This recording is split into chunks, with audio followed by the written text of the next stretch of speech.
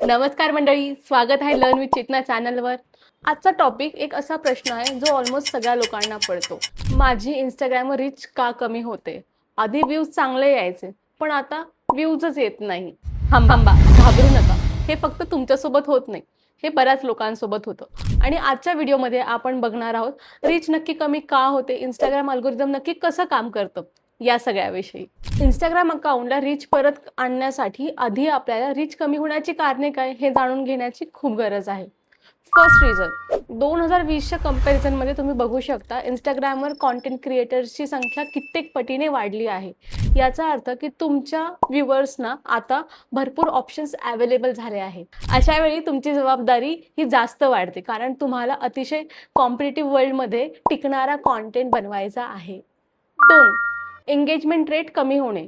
जे लोक आधी तुमच्या पोस्टवर लाईक, शेअर, कमेंट, सेव्ह करायचे, ते आता फॉलोअर्स म्हणून तुमच्या पोस्टसोबत इंटरॅक्टच करत नाही. अशा वेळी इंस्टाग्रामला सिग्नल मिळतो की हा कॉन्टेंट तितका रिलेव्हंट नाही आणि इंस्टाग्राम पुश करत नाही.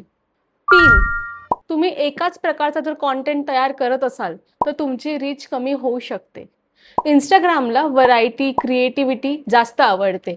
सो जर तुम्ही एकाच प्रकारच्या कॉन्टेंटला घेऊन बसला असाल तर सॉरी, पण तुमची रीच नक्की कमी होणार. हां, व्हरायटी देण्याच्या नादात तुम्हाला निशे चेंज नाही करायचा आहे.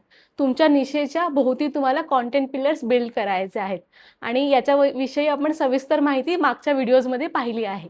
कारण चौथं, तुम्ही इंस्टाग्रामच्या नवीन फीचर्सकडे दुर्लक्ष करत आहात. इंस्टाग्राम सतत नवीन नवीन फीचर्स लॉन्च करत असतं.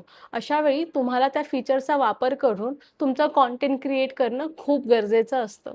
इंस्टाग्रामवर अपडेट्स मिस होऊ नये असं तुम्हाला वाटत असेल तर लर्न विथ चेतना चॅनलला फॉलो करा. तिथे मी रेग्युलरली इंस्टाग्रामच्या नवीन फीचर्सविषयी अपडेट्स टाकत असते. इंस्टाग्राम नक्की कसं ठरवतं की कोणता कॉन्टेंट कोणाला दाखवायचा, हे थोडं डीपमध्ये समजून घेणं खूप जास्त गरजेचं आहे.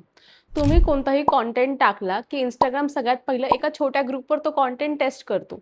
छोट्या ग्रुपमध्ये बहुतेक वेळा तुमचे फॉलोअर्स असतात आणि या छोट्या ग्रुपमधल्या व्ह्युअर्सने जर तुमच्या पोस्टवर लाईक केलं, शेअर केलं, कमेंट केले, सेव्ह केले, शेअर केले किंवा तुमचा कॉन्टेंट रिपीट पाहिला तर इंस्टाग्रामला सिग्नल मिळतो की हा कॉन्टेंट व्हॅल्युएबल आहे आणि तो नेक्स्ट लोकांपर्यंत पुश करतो. आणि ही सायकल कंटिन्यू राहते जोपर्यंत एंगेजमेंट येत असते. तर याचा अर्थ काय?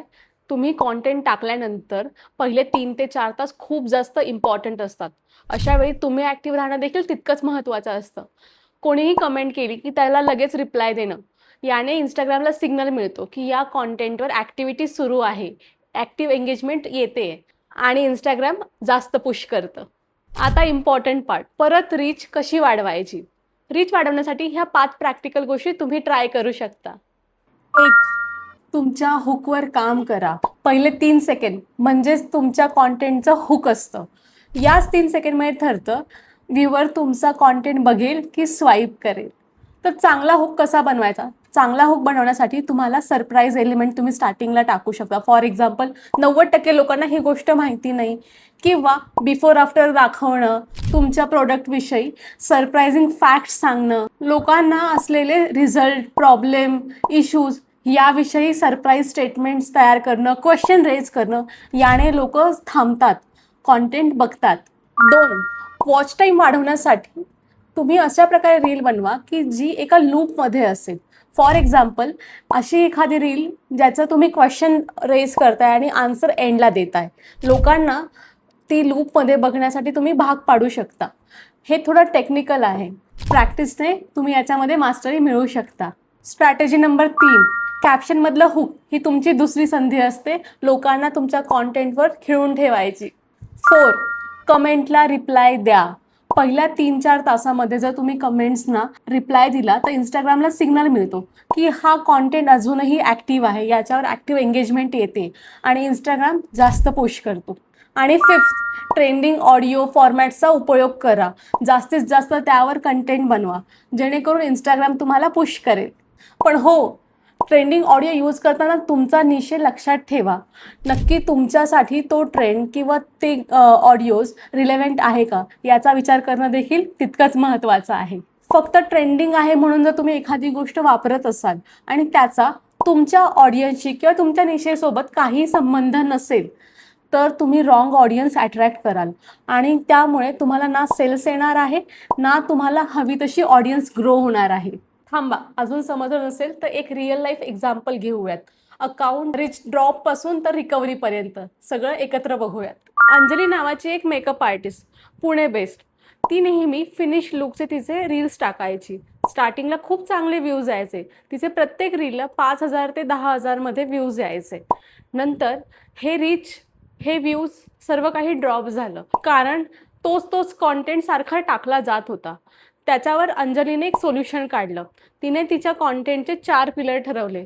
First, before after. बिफोर दाखवून तिने लोकांमध्ये क्युरिओसिटी जनरेट केली. आफ्टर लुक दाखवले.